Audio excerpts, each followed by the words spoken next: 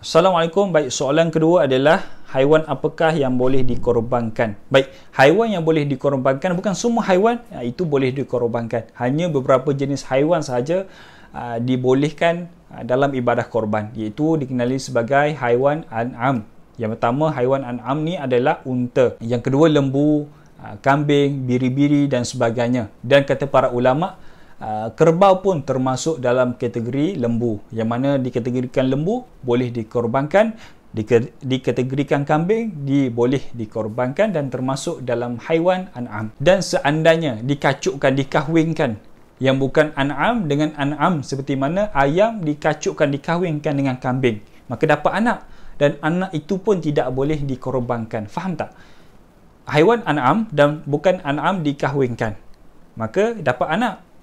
Lembu dikacukkan dengan ayam contoh, maka dapat anak. Anak tu tak tahulah nama apa. Anak itu tidak boleh dikorbankan.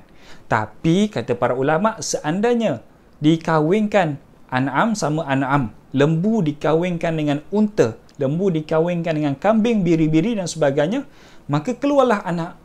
Dan anak itu anak yang boleh disembelih, kata para ulama. Dan usia haiwan itu bila boleh dikorbankan? Seperti mana unta. Di tanah Arab, kita akan korban haiwan korban kita, unta, genap umur 5 tahun, masuk umur 6 tahun, boleh dikorbankan. Lembu, kambing, kerbau, genap umur 2 tahun, nak masuk tahun yang ketiga, boleh dikorbankan. Biri-biri, genap 1 tahun. Genap 1 tahun cukup. Masuk tahun kedua, boleh dikorbankan. Dan umur itu mestilah tuan itu tetapkan, ataupun tuan yang meyakinkan kita. Kalau tuan itu tipu, tak boleh lah. Tapi kalaulah haiwan itu kita yang jaga dan kita was-was usia berapakah haiwan kita, tak boleh. Kena betul-betul yakin. Seperti mana lembu lebih 5 tahun, seperti mana lembu lebih daripada 2 tahun, kambing lebih daripada 2 tahun, unta lebih daripada 5 tahun.